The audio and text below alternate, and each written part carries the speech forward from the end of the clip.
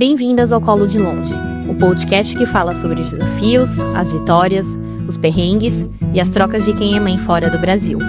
Eu sou a Giovana Borges e a cada episódio nós vamos conversar e conhecer histórias reais de mães brasileiras espalhadas pelo mundo.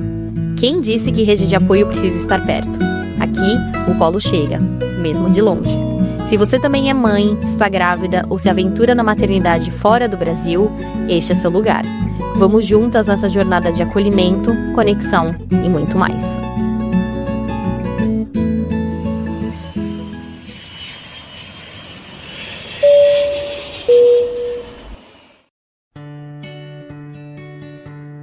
No episódio de hoje, eu recebo a Joana Mougard, historiadora carioca, apaixonada por viagens, culturas e pelo Oriente.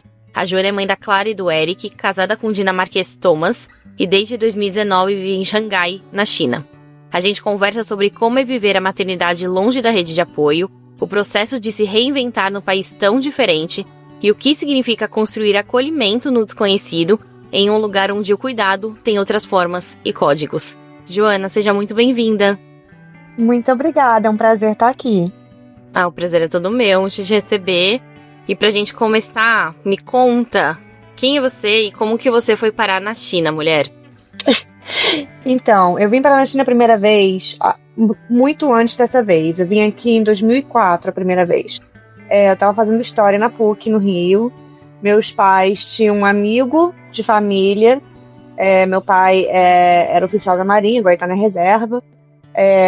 E esse amigo também, oficial de Marinha, estava em Beijing, como adjunto do Adido. E aí eu ouvi a história e falei, nossa, eu queria tanto conhecer a China. Aí meu pai me deu de presente de aniversário uma viagem para a China. Em 2004, fui a Beijing, né? Algumas pessoas chamam de Pequim. E fiquei 2 semanas. E nessas 2 semanas eu descobri que não tinha... como é que eu estudo história? A gente estuda tão pouco história do Oriente. Tão pouco história da China. Porque hoje em dia, a gente escuta muito falar da China. Demais. Mas naquela época não. Nem na faculdade de história, nem em lugar nenhum. Era muito pouco. E aí eu decidi fazer monografia sobre a China. Na PUC, né? E eu tive que importar todos os livros. Não tinha as facilidades que a gente tem hoje em dia de comprar no Amazon, de comprar não sei aonde. Não no Brasil. Então, aliás não, acho que foi onde eu comprei, acho que eu comprei no Amazon, não lembro, mas era difícil achar os livros, era tudo importado.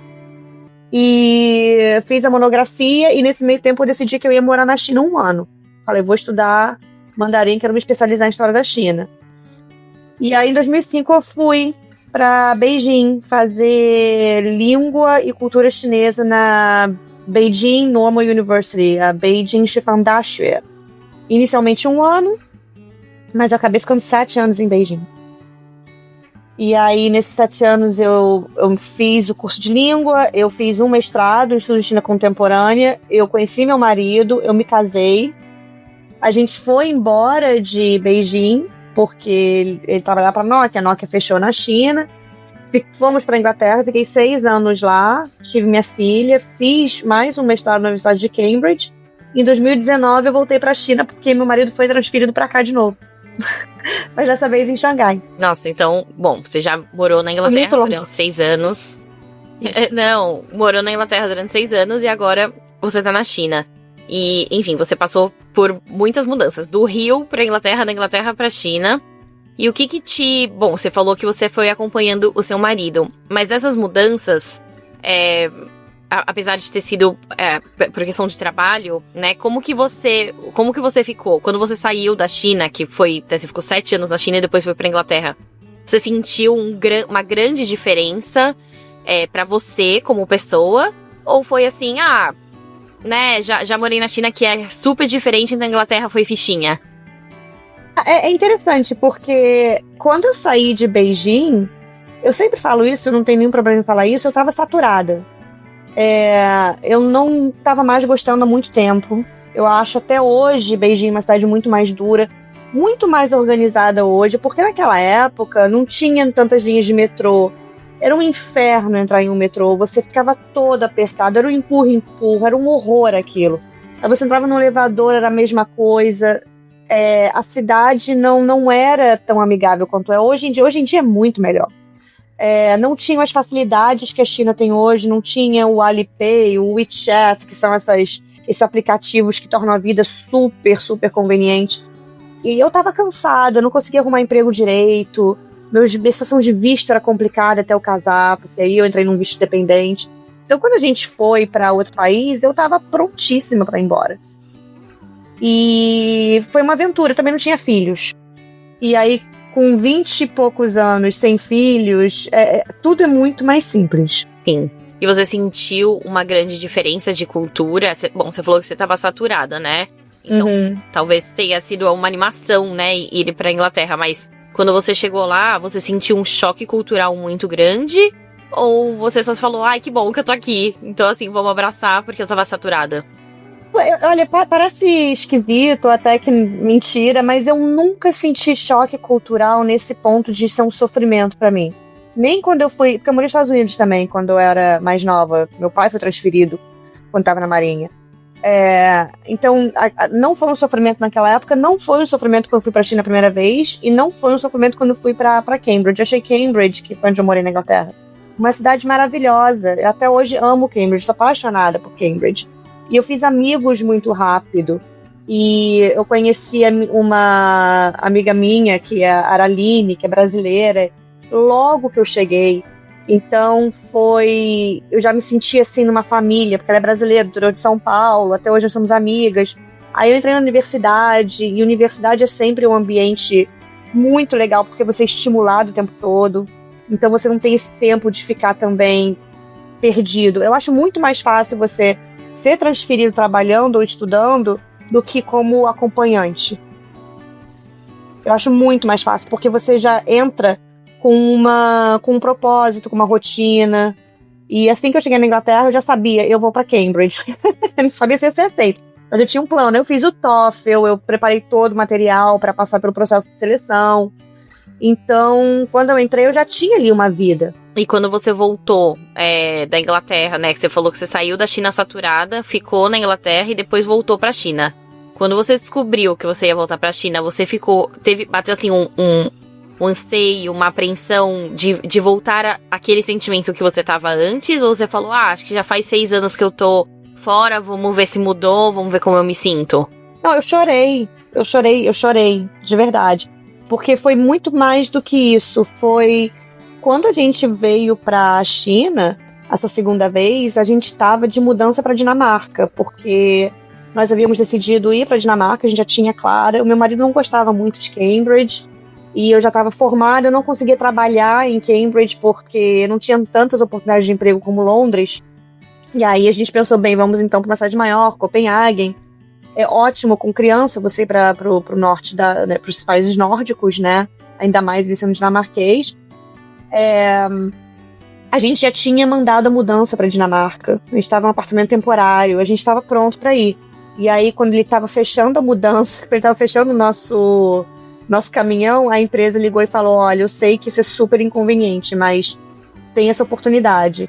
E aí meu marido me levou para um pub, acho que ele me levou para um lugar público, para eu não fazer um escândalo em casa, porque eu acho que eu teria tido um troço. E aí ele me contou. E eu falei, eu não quero passar pelo que eu passei, eu não quero ir de novo. Mas ele tinha prometido que ia ser tudo diferente, não ia ter aquela vida que eu tinha de estudante, tendo que batalhar por um visto, tendo que capar emprego, porque ele tinha uma vida expatriada, ele não sabia o que era essa vida. A vida dele já era bolha, eu não tava na bolha. E ele falou, não, você vai pra bolha. Eu falei, então na bolha eu vou. Assina embaixo que eu vou pra bolha. No fim, eu acho que Xangai, eu vivo na bolha, mas acho que Xangai é uma cidade tão incrível que mesmo fora da bolha, eu continuei gostando. E, uma pergunta, você falou que você estava em Pequim e agora está em Xangai. Uhum. Apesar de ter sido, né, anos aí de diferença, 2004 que você falou, uhum. E agora, claro, tem uma mega diferença, né, de tecnologia e tal. Se você pudesse voltar pra Pequim, você voltaria pra Pequim hoje ou de jeito nenhum? Se a oportunidade aparecesse, eu não gosto de dizer de jeito nenhum, porque se a família tivesse se mudar para lá, eu ainda preferiria ficar na China do que sair da China. Porque eu acho que tem várias vantagens de viver aqui. tanto por causa do país em si, como por causa das condições que a gente vive na China. Não vou mentir. Mas meu marido agora tá viajando para Beijing. Eu sempre brinco, se você tiver que mudar para Beijing, você vai sozinho, você fica lá de segunda a quinta, e eu vou ficar aqui no meu canto em Xangai. Então, assim, eu iria se tivesse que ir, sabe? Eu iria para qualquer lugar se tivesse que ir, honestamente. Eu me acho muito adaptável. Mas se eu pudesse escolher, eu não iria para outro lugar. Entendi. E teve algum... Bom, você falou que você é muito adaptável e que nada te chocou culturalmente, mas teve alguma coisa que foi difícil se adaptar? O idioma, talvez alguns hábitos sociais, alimentação, teve alguma coisa que talvez você tenha sentido falta do Brasil, ou quando você mudou pra Inglaterra e sentiu falta da China, teve alguma coisa assim que você falou, nossa, isso aqui é muito difícil pra mim, e talvez até hoje seja muito difícil? Eu acho que, pra mim, hoje em dia, isso foi tanto tempo atrás, né, isso foi 2005, né, que eu fui a primeira vez morar aqui. Mas, como eu disse, o ambiente que eu entrei já era uma universidade, onde já tinha um círculo de amigos que estavam na mesma situação que eu.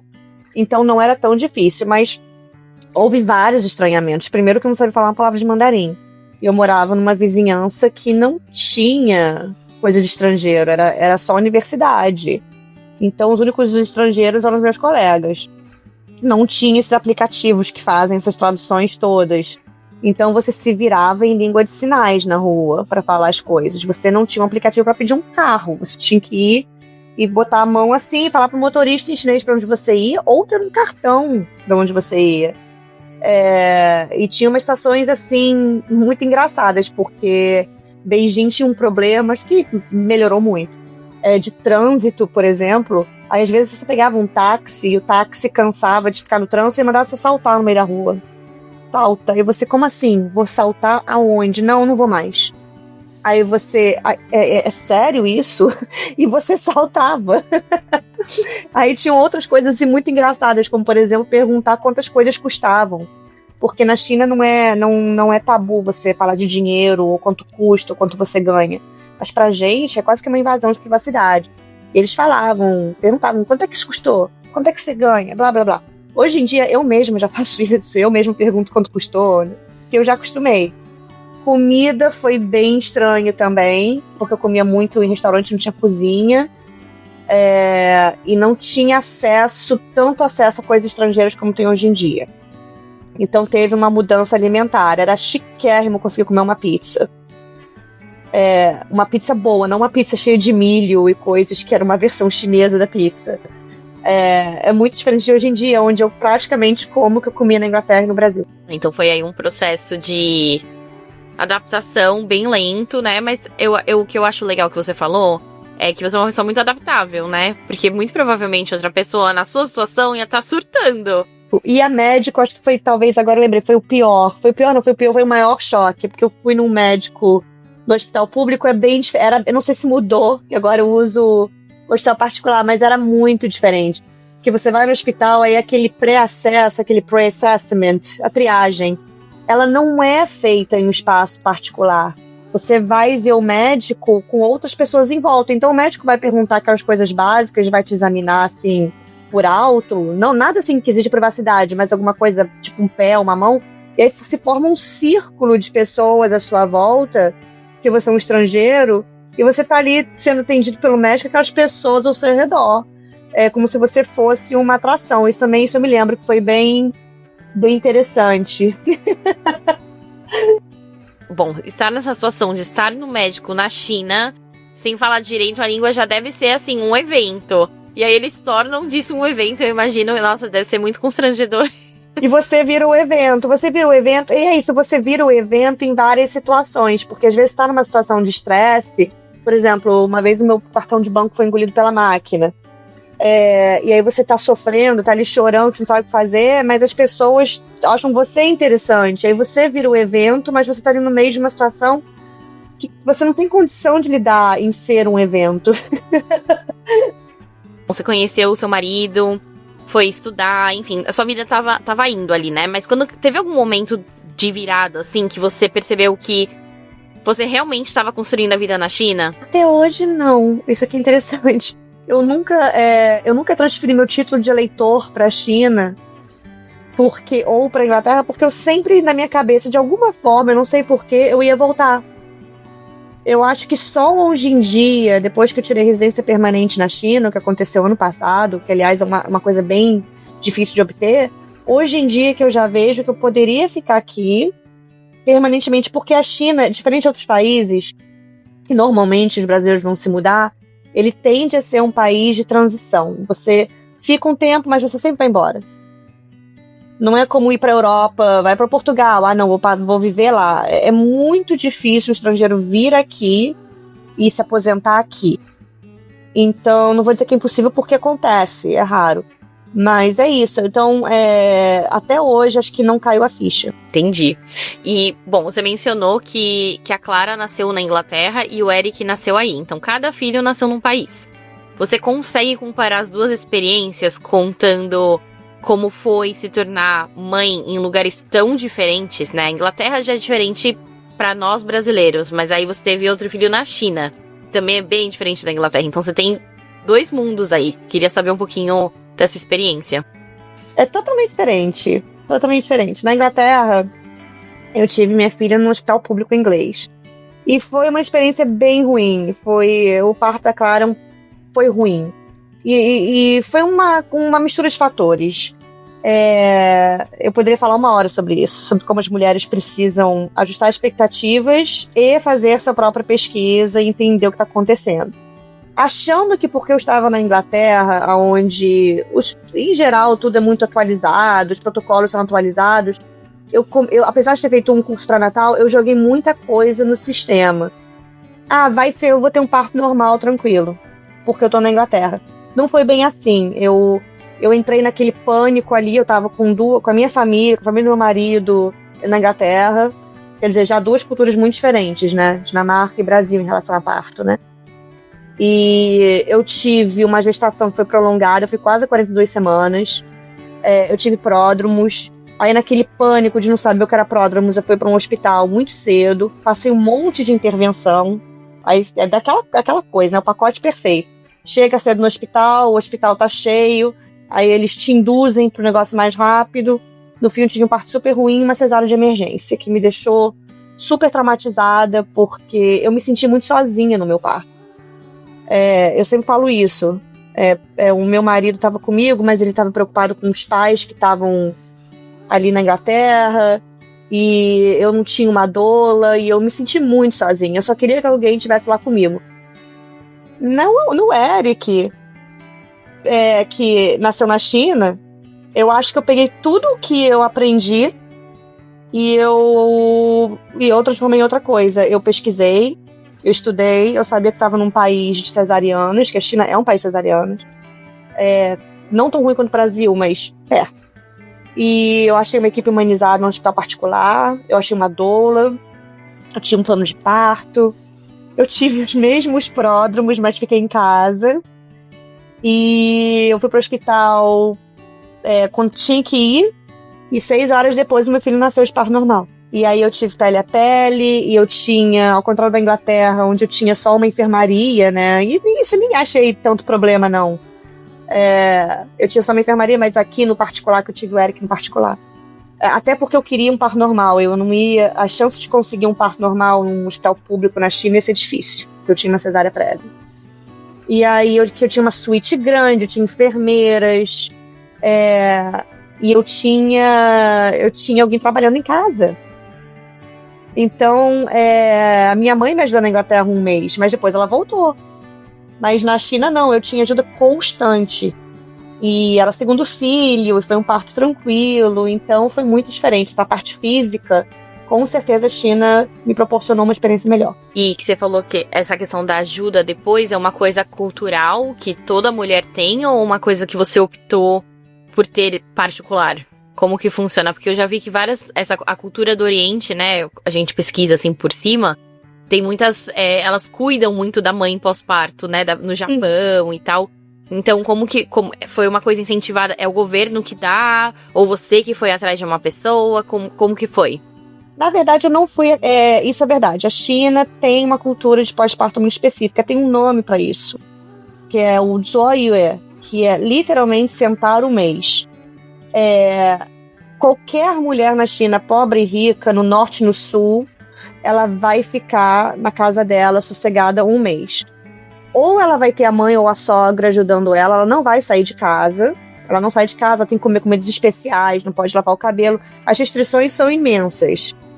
Ou ela vai ficar em casa com alguém cuidando dela, ou ela pode ter uma empregada. Você tem uma funcionária especial chamada Yuesao, que é como se fosse uma doula pós-parto, que ela cuida de tudo. Ela cuida da mãe, ela cuida da alimentação, ela cuida da agenda dessa mulher. Ela não deixa a casa encher de gente, por exemplo.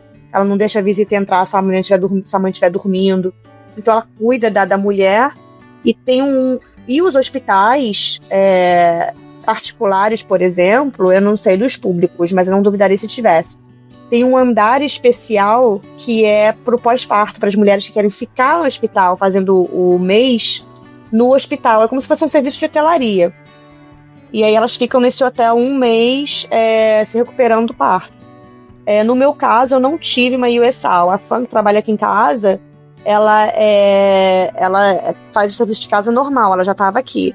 Porque eu também não queria ninguém em cima de mim. Eu não queria ninguém falando que não podia sair, que eu não podia, o que eu podia e não podia comer. Então, ela fazia as coisas como lavar, passar, cozinhar. E se eu quisesse dormir um pouco, porque eu não dormia à noite, ela ficava com o Eric. Mas eu tenho amigas estrangeiras que optaram e completamente adotaram essa prática de pós-parto, tiveram Yuesao e tudo. Bem diferente, né? Uhum. Eu acho que como brasileira a gente... Bom, o seu perfil também, né, de uma mulher muito livre. E eu imagino que, assim, deve dar um pouco de pânico só de pensar de uma pessoa estranha na sua casa, falando que você pode, não pode comer, que não pode lavar o cabelo, que não pode sair.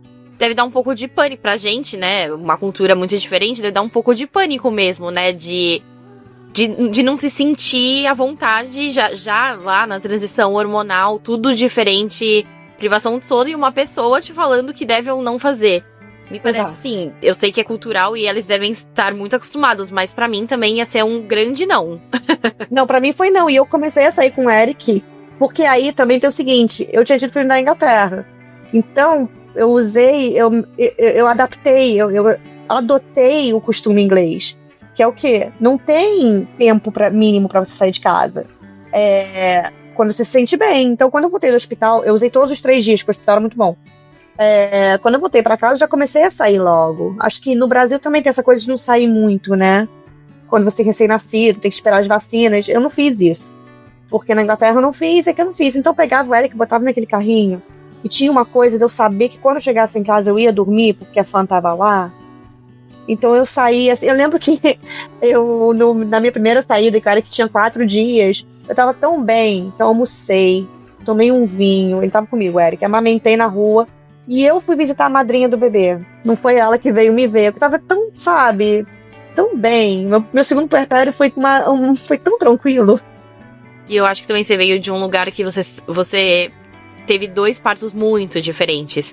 Então, né, o da Clara, você se sentiu de uma forma péssima, né, ali, foi um parto ruim, como você falou, pós-parto, consequentemente, também não é fácil, então acho que você se viu muito bem com o Eric, né, pós-parto, e falou, ai, gente, não vou ficar em casa, com uma pessoa me pedindo pra eu ficar em casa, sendo que eu tô bem, né, e você simplesmente se ouviu, né, isso é muito bom. Não, meu corpo tava ótimo, não tinha aquela coisa de ponte, até que minha cesárea eu nem sofri tanto, assim, não... Aí você tem que tomar um certo cuidado, né, tinha que tomar aquelas injeções anticoagulantes, era inverno na Inglaterra. Eu tive o Eric já no começo do outono na China, em Xangai, que é uma delícia, a temperatura ainda tá ali nos 30, mas não tá em 40. Então, assim, foi tudo muito bom. Meu corpo tava bem, eu tava bem, e eu tava nas nuvens porque eu tive um parto legal. Então, eu tava numa lua de mel pós-parto comigo mesma. Isso faz muita diferença. Faz muita diferença. Você sentiu falta do Brasil em alguma fase, assim? Tanto da Clara quanto do Eric? Eu nunca tive experiência de ter filho no Brasil. Eu saí do Brasil muito nova. Eu saí do Brasil quando tinha 22 anos. Então, no quesito filhos e Brasil, pra mim, o que pega é eles não estarem perto dos avós. Mas eu não tenho essa experiência de ter tido, por exemplo, a questão física, o obstetra, o pediatra. Eu nunca tive isso na Inglaterra.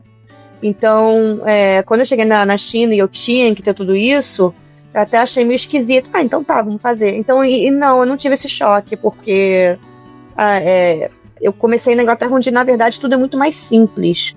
Ter filhos na Inglaterra é uma coisa bem simplificada. Aqui eu acho muito mais complicado. Entendi. E agora na China, como que você construiu o seu apoio prático e emocional? Você tem amizades, tem algum grupo, vizinhos que você consegue contar, assim, sua rede de apoio? Sim, bem, primeira coisa que a gente fez. Hoje em dia, a gente tem essa questão, parece besteira, mas a questão do WeChat, que é o WhatsApp, né? Nossa versão do WhatsApp, ele é muito importante, porque dependendo de onde você vai ter seus grupos ali. Então, é o grupo das mães brasileiras em Xangai, o grupo das mães brasileiras na China, o grupo das puérperas e grávidas na China. Então, quando você chega, você já tem esses grupos onde você pode jogar suas perguntas. Nós demos 2 sortes. Uma é que logo que eu cheguei, 3, na verdade. Uma é que eu achei a fã, trabalhei aqui há 6 anos, na minha primeira semana na China. A segunda é que na escola que a Clara foi, que eu coloquei ela no Summer Camp, no colônia de férias, ia começar em agosto, mas aí eu botei ela na colônia de férias em julho. Eu já fiz minha primeira amiga, que foi a madrinha do Eric. Conheci levando a Clara no Summer Camp, ela tinha um filho lá, eu precisava comprar fralda, não sabia, não tinha Taobao ainda, que é o nosso Amazon, digamos assim, ela me ajudou a comprar, viramos amigos.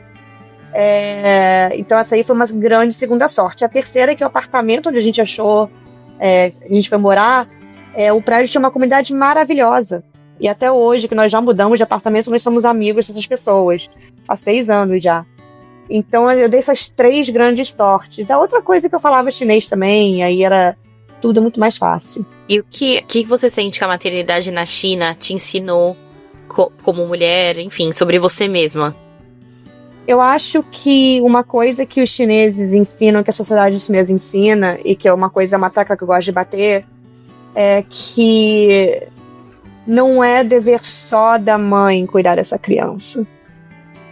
E porque a gente tem essa ideia, é muito engraçado, porque isso as pessoas gostam só de dar o palpite, né? Isso sim, no Ocidente, vamos dizer assim, até no Brasil também, vamos logo falar a verdade. Dá o palpite, mas na hora de ir lá e fazer, não vai e faz. E aí tem muito disso de quem pariu o Mateus que o crie também. Enquanto que na China é muito claro que todos estão envolvidos, os avós estão envolvidos, a sociedade está envolvida. Então, tem desvantagens nisso? Tem.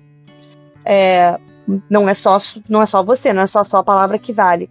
Mas essa questão de que é um dever coletivo, eu acho muito legal. E uma outra coisa que, para mim, na China, eu gosto, é que é uma sociedade que gosta de criança, que respeita, assim, a família nesse sentido de...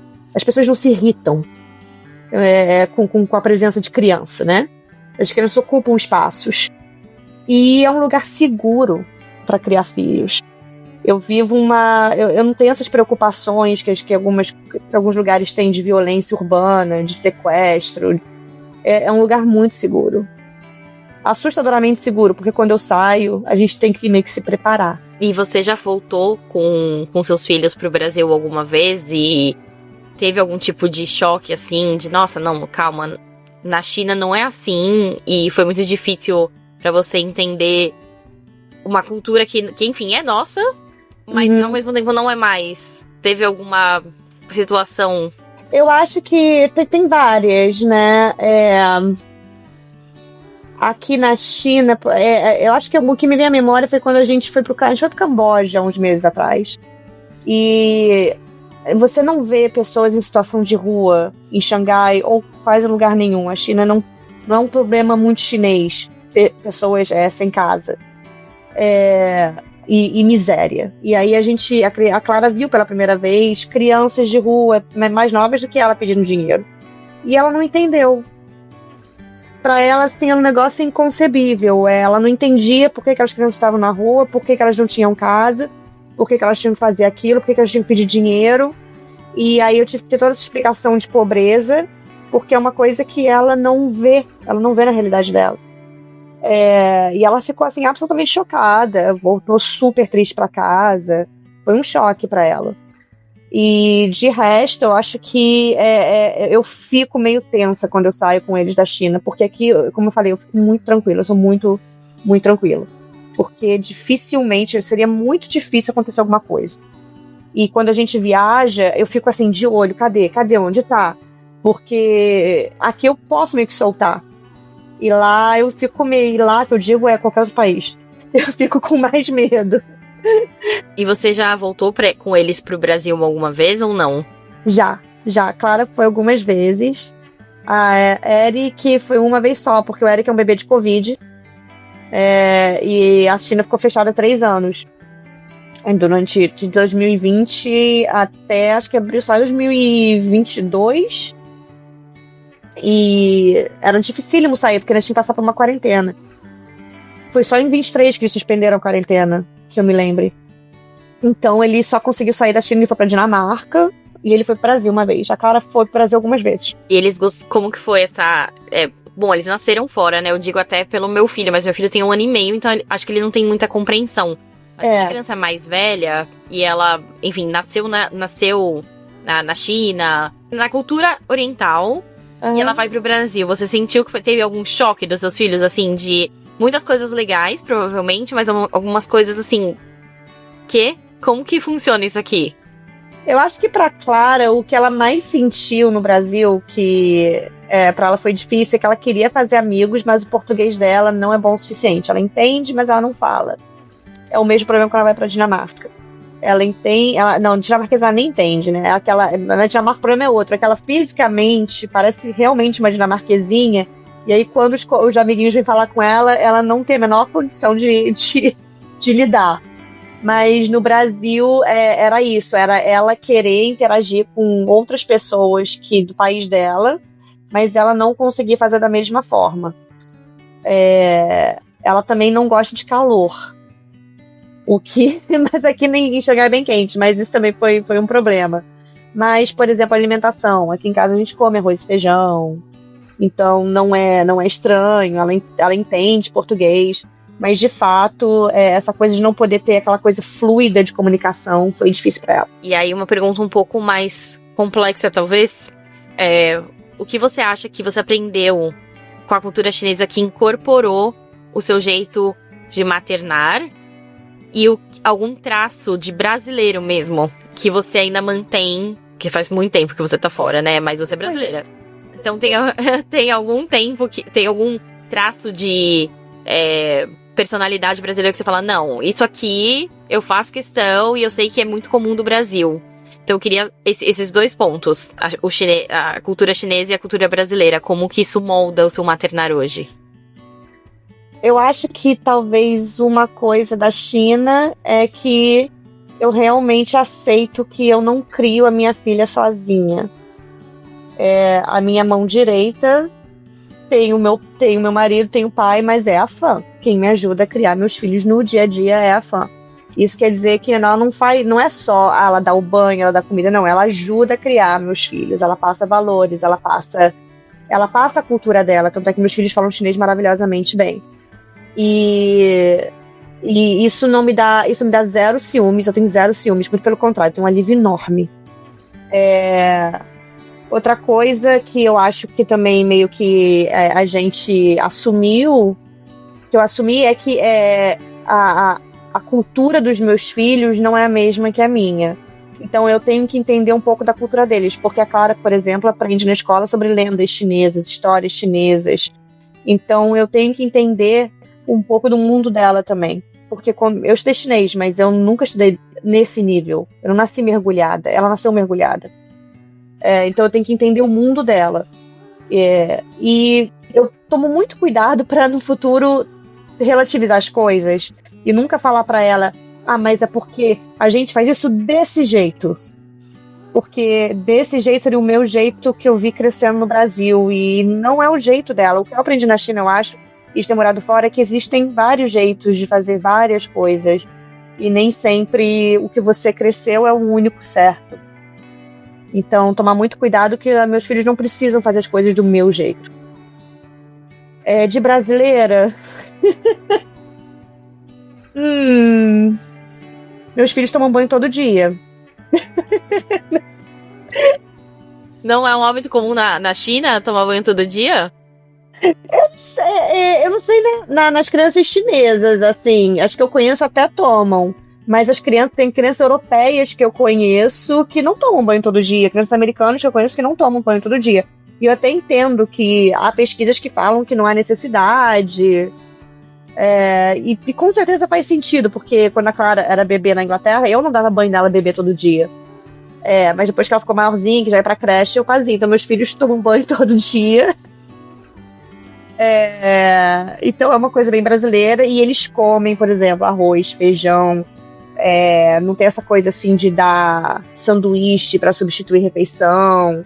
É comida mesmo. Os chineses também não substituem refeição por lanche. Mas isso é mais assim quando a gente vai na Dinamarca, né? Que eles comem muita coisa fria no almoço. E meus filhos comem comida quente todo dia.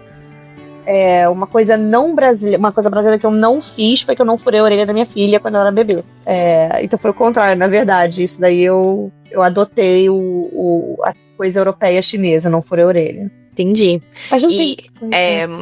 Não, tem, eu acho que a língua, né? Você fala com eles em português ou você já... Tento o máximo. A Clara eu falava sempre, porque era mais fácil. Eu tinha só eu em casa e o Thomas trabalhava. Então, era mais fácil falar português com ela. Mas aqui a gente colocou mais um elemento do mandarim. E já são 3 línguas. E aí, quando a Fan tá em casa, ela não fala inglês, eu acabo... Quando estamos nós 4, eu, a Fan e as crianças, a gente acaba falando mandarim, porque é uma língua que todo mundo entende.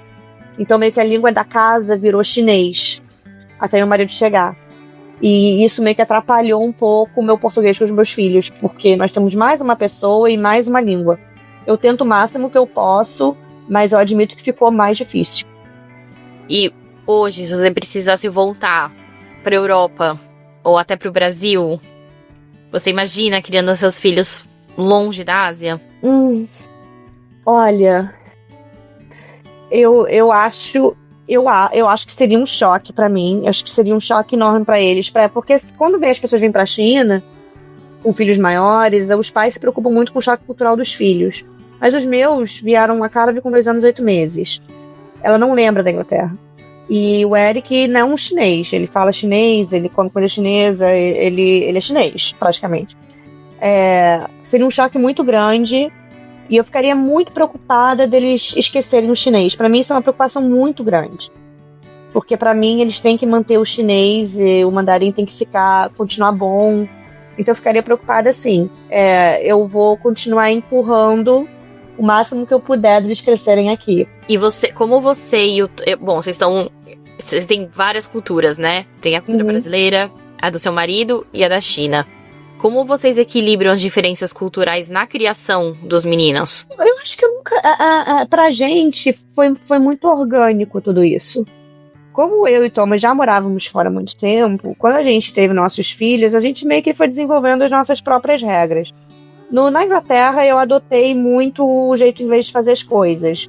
Como a Clara nasceu, e nos clubinhos, naquelas atividades promovidas pelo governo, né? Tinha as aulinhas de criança, eu levava a Clara para essas aulinhas, ela entrou numa creche inglesa. Eu achei muito tranquilo fazer isso.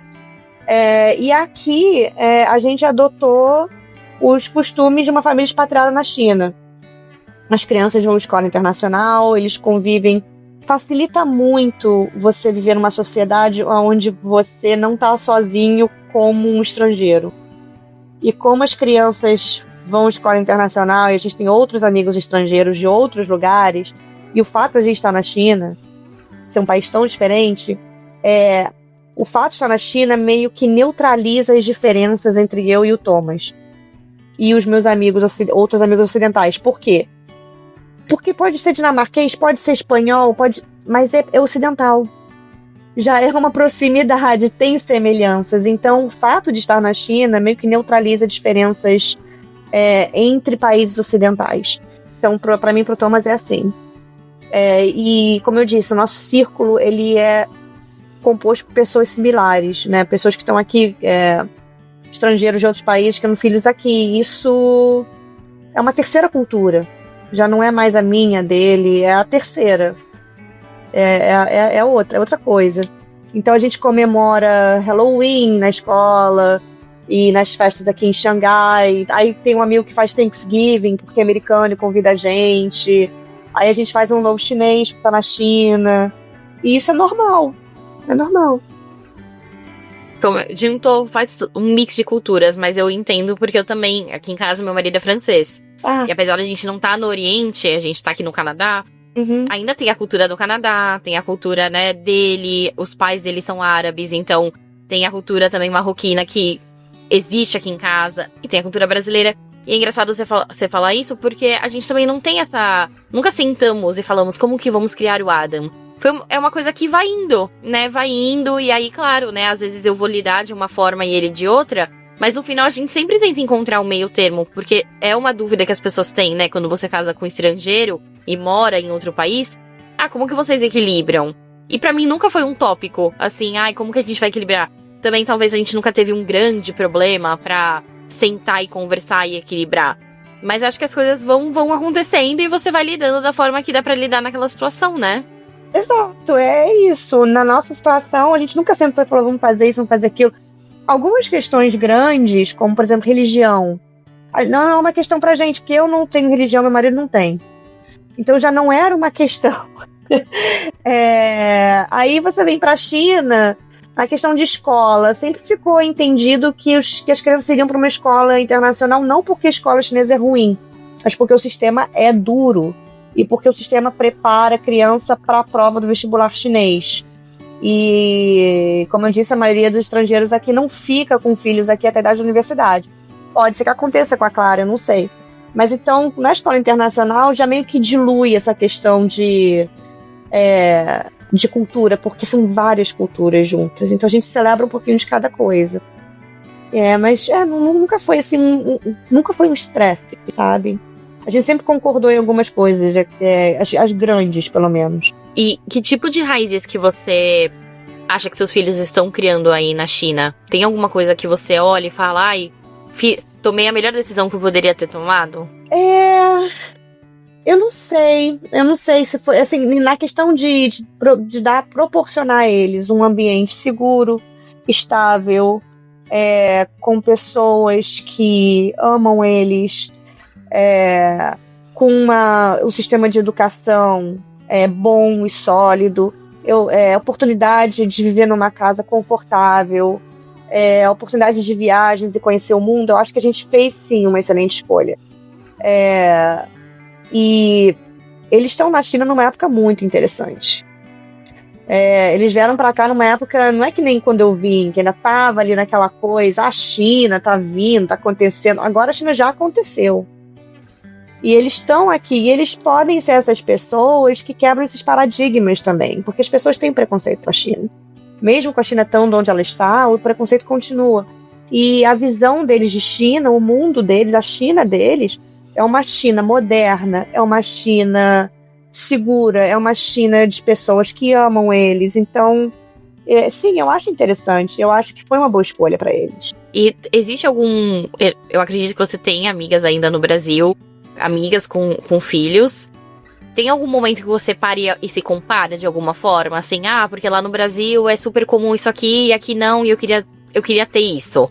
Tem alguma coisa que, assim, às vezes a gente para e pensa, se compara, e talvez doa um pouco internamente, claro, porque é família, né? Mas tirando a questão de ter os avós, ter as tias e todo mundo que a gente ama, existe alguma coisa que você não tem na China e você vê amigas suas tendo no Brasil e aperta um pouquinho? Eu vou ter que falar que é a questão dos avós. É a questão dos avós, é a questão de ter os avós ali do lado. E pra mim, é porque assim, pros meus filhos, eles não são brasileiros, né, com raízes no Brasil, né? Pra mim é porque toda vez que eu vou pro Rio, ainda é a minha casa. E ir embora do Rio depois de uma visita sempre dá uma dorzinha. E eu não sei dizer o que é, sabe? Eu não sei dizer, é isso, é aquilo. É só porque você tá deixando o seu berço. para eles não ter essa sensação. Em relação à maternidade, a proporcionar para os meus filhos, eles crescerem longe das raízes brasileiras deles, os avós, mas também a cultura, o país em si. Eles não têm assim, esse apego ao Brasil, porque vão pouco, moram longe. Pois é. E como que você, vamos falar da Joana mulher, como que você equilibra a sua rotina, as suas necessidades, enfim, o que você faz com a maternidade? Você acha que é muito difícil esse equilíbrio entre estar sempre com os filhos, e marido, e família, e casa, e você? Como que é a sua rotina? Na verdade, para mim era o oposto, né? Porque quando eu vim pra cá, eu não podia trabalhar legalmente, eu não tinha visto de trabalho. A maioria das expatriadas e expatriados que vêm com acompanhante, eles não podem trabalhar, nem meio expediente. Então a gente meio que vive com as nossas relações sociais. A questão de ter rede de apoio está resolvido. Para mim é muito mais fácil eu ser a Joana aqui do que na Inglaterra. Porque lá eu tinha que pagar uma fortuna, tinha que pagar babysitter. Graças a Deus eu tinha uma amiga brasileira que fazia num preço melhor, mas mesmo assim pesa. Então era muito mais difícil eu ser eu do que aqui. Porque aqui, por exemplo, tô aqui conversando com você porque a fã ficou mais tarde. E aí ela cuida das crianças. Eu consegui ir pro Japão com meu marido e deixei as crianças aqui. Eu fui pro Tibete uma semana e deixei as crianças e o Thomas aqui. Então isso é mais fácil. Para mim o difícil foi essa questão de não poder trabalhar. E depois, mesmo podendo, não conseguir um emprego na área que eu queria. E aí foi a questão de me reinventar e tentar achar outros propósitos. Né? Eu fiz um mestrado em estudos de ciência contemporânea, achando que eu ia um dia ser professora universitária. Não fui. E aí aqui também não achei trabalho nessa área. E aí eu comecei a meio que fazer outras coisas. Fiz um curso de personal trainer online, na época que eu não podia trabalhar, porque eu gosto dessa área de fitness. E aí hoje em dia eu trabalho com isso. E comecei recentemente também a fazer tour por Xangai. Eu fiz uma parceria com uma amiga minha que já tem uma agência de turismo. E aí agora eu faço os tours de Xangai aqui, então eu me divido entre esses dois. Entendi. Então, assim, a fã é completamente a sua rede de apoio e que te permite ser a Joana, né? Isso é muito importante. A gente, às vezes, na maternidade, esquece que a gente se perde, né? A gente vira mãe, esposa e vive muito, se dedica muito.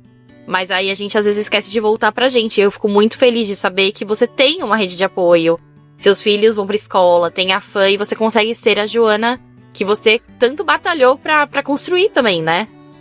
Eu consigo, mesmo quando não podia trabalhar, eu conseguia sair, eu conseguia ir fazer, assim, parece besteira, mas às vezes você só se cuidar, fazer uma unha, cortar um cabelo, falar com adultos, porque eu me lembro na Inglaterra, pra mim, acho que no Canadá deve ser muito parecido, gente, o choque, o meu maior choque da maternidade não foi na China, foi na Inglaterra. Eu saí da Universidade de Cambridge, onde eu era uma aluna. Eu ia palestras com prêmio Nobel, meu cérebro totalmente estimulado. E aí de lá eu saí para ficar trancada num apartamento com um bebê. E o meu marido viajava e eu passava o dia inteiro sozinha às vezes. O que me salvou foram esses grupos de mãe que o governo estimula. E eu entendo por que o governo faz isso, porque isso é saúde mental. O meu maior choque como mãe, como mulher, foi na Inglaterra, não foi aqui. Aqui eu tirei de letra. Aqui foi. Pra encerrar, que conselho você daria pra outra mãe que tá vivendo fora do país? Talvez em um país parecido, né, com a China, Japão, enfim, e que não tem uma rede de apoio, tá nessa transição aí, entre entender o que tá acontecendo com a vida, né, no Oriente, desapegar um pouco do Brasil, enfim. Se você tiver algum conselho pra ajudar alguma mãe, seria bem-vindo. Eu acho que na maioria dos lugares que a gente vai, mesmo que não tenha rede de apoio, hoje em dia, ainda mais com tecnologia, eu tô falando desses grupos de internet mesmo, a gente consegue achar essa rede de apoio. Então, tenta achar onde é que elas estão. Então, aqui na China foram os grupos do WeChat. Na Inglaterra foram os grupos de mãe que eu achei na época do pós-parto, dos cursos que o Council dava. Então, primeiro é achar o seu grupo. Porque são essas as pessoas que já estão lá, que já passaram pelo que você passou, que vão ter as respostas. Não vai ser a família no Brasil, não vai ser necessariamente a internet, não vai ser o seu parceiro, porque ele vai estar aí no trabalho. Você vai ter que achar pessoas que estão na situação que você tá, ou que já estiveram na sua situação. E elas é que vão ter as respostas. Então, acho que isso é a primeira coisa, é achar quem é que tá lá. Quem é que tá lá, porque sempre tem. Sempre tem. A outra coisa é muita paciência, porque qualquer mudança, esse período de transição, quando você não tem a sua casa direito, não tem rotina, seus filhos não estão na escola, é muito difícil. Então, paciência, vai passar.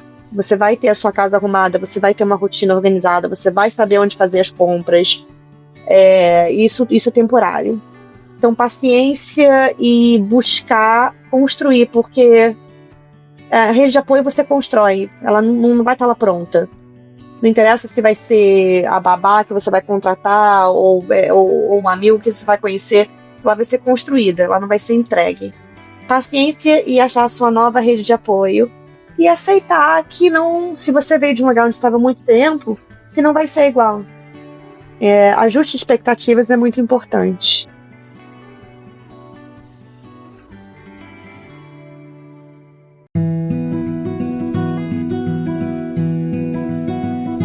Obrigada por acompanhar mais um episódio do Colo de Longe. Se essa conversa tocou seu coração, compartilhe com outras mães que também estão vivendo essa experiência fora do Brasil. E não esquece de seguir a gente no Instagram, @colodelonge. A gente se encontra no próximo episódio. Um beijo e até lá!